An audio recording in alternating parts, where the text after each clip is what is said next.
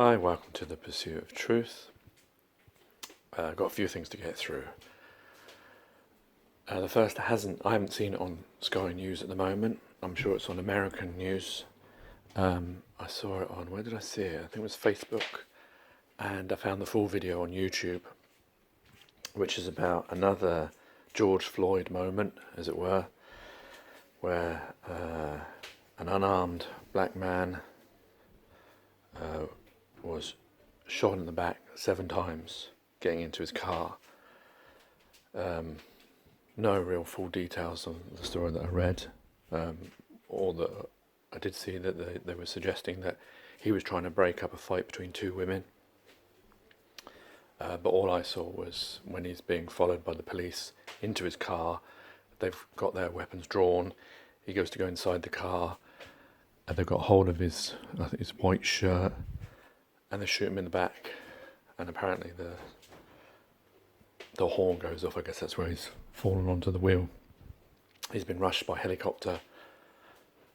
I suspect if he's been shot 7 times in the back at that close range, and you can find this video on YouTube, well, you may be able to if it hasn't been removed yet, by searching Wisconsin black man shot in the back by police, or any of those things should come up, or a Google search. Yeah, I'm sure it's going to go soon, but I'm sure he's going to die. And there's protests already taking place in Wisconsin, in America, as you can expect. It's just another example. I just don't understand how people who are meant to be police officers can, especially after the George Floyd moment, I mean, you really shouldn't need that to be able to know that you shouldn't be shooting unarmed people. I mean, they could have just pulled his arms behind his back. There were 2 of them. I think actually there were 3 police officers, but they could have pulled him behind his arms behind his back and restrained him inside the car. I don't know if he was a resisting arrest, because I didn't hear whether he'd actually been charged, if he'd been, if they were just asking him questions. I assume if there's a police officer that's being asking questions, you can walk away if you really choose to, but unless they actually say, I'm arresting you based on blah blah blah, and read you your rights, and then you resist, as it were. And I don't know how resist is. Walking away, is that resisting arrest? I guess technically it is, but still, nevertheless, without a weapon, and him shooting him in the back. I mean, there's nothing more cowardice than that, and unnecessary. I mean, it's just, it beggars belief to me to see this and actually think that other human beings could do this to other human beings. Especially a police officer. I don't know if the police officer is a racist or part of some kind of these gangs that they're talking about that are inside the police, and whether he just wanted to shoot someone and he didn't know that there was a camera filming him. But it's just shocking. I'm sure this story is going to be very big now in the next week or so.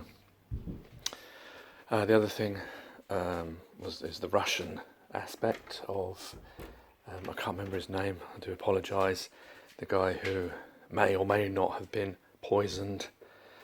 The thing that interests me about this story is the media. I mean, I don't know about the rest of the world's media, how they're reporting this, but obviously I only watch Sky News. And what's interesting is how they report on things without any evidence. Now, they're clever journalists, or anchor men, whatever you want to call them, anchor people, anchor women, how they will talk about a subject and suggest that possibly, maybe, they use all those kind of terms, but it still colours your mind. And it reminds me of, there was a Darren Brown, 20 years, and he's talking about how he does these tricks, how you reinforce things, like he made someone pick a red cup in first position, and he showed how he did it, and you could see that on the car journey he'd put posters up, he'd had people dressed in red t-shirts with one on them, and all those types of things, that subliminally you're picking up all this information, and it's so easy to program you. That's what he's proven through his TV event programs. And I'm just wondering how much of the media are doing that as well. whether they're doing it intentionally or unintentionally. Because if you ask an ordinary Western person what they think about Russia, what they think about China, they're going to tell you that they're bad people and they can't be trusted and they poison and this, that, and the other. It's like they're talking about this guy who's been poisoned, but yet the media have no evidence of that. All they have, this guy, he was originally was in a Russian hospital, taken from a plane. They'd been showing this picture of him drinking a cup of coffee, or I assume a cup of coffee, drinking in a restaurant. I don't know if this actual photo is of just before he got in the plane. I mean, isn't it very coincidental? Because now they're saying that he was poisoned, that his drink was laced with poison. So you're telling me that someone managed to take a photo of that moment. It seems very staged if that's the case. Maybe this is all a big stage. Maybe Putin plays the enemy, like James Earl Jones plays Darth Vader. And this is the accepted position and part of keeping the status quo of the system of the way it is. Keeping you on the 5-minute hate, as in 1984, George Orwell. It's just interesting how the media can say that they can talk about poison, Russia, poison, Putin, poison, and show other cases without any actual evidence, because the only evidence they have is from doctors, isn't it? Because the journalists haven't done any toxicology reports, and there is no toxicology report that I know of other than the Russian one, which currently suggests, because they said he wasn't poisoned. Obviously, we don't know whether that's true. The West will always say the worst of Russia. Russia will always say the worst of the West, and they will deny everything. So you don't know which one's actually telling the truth. Just because they're wearing the white hats, I'm talking about the West, that doesn't always mean they're necessarily telling the truth. We all remember the smile of Tony Blair. But yeah, what's interesting is that they've said that, it's a metabolic thing, it's low blood sugar. I don't know whether that's possible or not. Now he's been taken to Germany. They claim that it's because they've taken a few days, so the poison's out of his system. Germany may come up and say it is poison. We don't know whether that's true or not, because they have a vested interest in the West, Germany being part of the West, hating Russia. Why is it always the case? Why do we have to have that? Obviously in the 40s it was Germany. Before that it was Africa. The dark continent, they used to call it. And the tribes, you have to be careful. Germany, obviously, Hitler, and all that kind of stuff. These days it's a mix between Russia and China. And usually because it's to do with economics or to do with power struggle, i.e. Russia because they were communists, and that was against the models of the West. And even though it's much the same. But that's just what the main point I'm trying to make is that journalists can talk about this without actually having any evidence. And they can talk about he's been poisoned, his cup was laced with poison, this, that and the other. And they have no evidence, no toxicology report, they say it. At the end of it, Berlin may look at it and say, oh yeah, he does have metabolic. And then they'll stop reporting about it. But everyone who's listened to that broadcast will have in their mind, like a Darren Brown trick, the hatred or the mistrust of Russia, of Putin.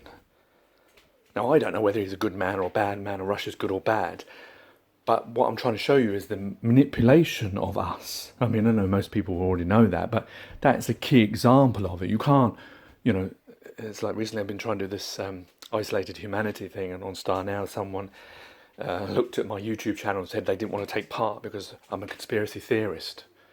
And I had to tell them that's a CIA or FBI term. But it shocked me a little bit that I would be considered that. I mean, all I ever do is question things. And I don't see why that's a problem. It's like if you're a sheep, if you just follow, if you say yes to everything, then that's perfect. But if you question anything, oh my God, you're a conspiracy theorist. How dare you think that someone else is lying when we all know that human beings lie all the time? And there's many examples of that could be rolled out on a carpet for everyone to see. But yeah, it just interests me how the media can just say whatever and you be programmed, and you have that. Most people will say that they wouldn't trust the Russians. It seems like if you had people lined up and you had them pick, who you trust, who you don't, like they do on these experiments with children to see how they pick their own race over others. This is just using that part of our brain. What else is going on? What else we've been programmed about lots of things. Yeah, on the matter of the isolated humanity, I don't know if anyone knows any actors or anyone that wants to take part in this. I'll put the Star Now link in the description. Please paste it on your social media. The aim of this is to try and, I'm going to say change the world, but that's a bit overlandish. What I want to do is, well, that is what I want to do, is I want to show how throughout the world, so the more different types of people and countries that can take part of it, the better, but that's proven very difficult, is all this suffering that's going on through the system that we live in, through the way that we live through money and all the other things that I talk about all the time, the lies that we all take part in, how the suffering is happening every single day. Children dying, trafficking, starvation, murder, people dying of problems with medication, drugs, crime, all sorts of things, wars, fractions between different borders and all that kind of stuff.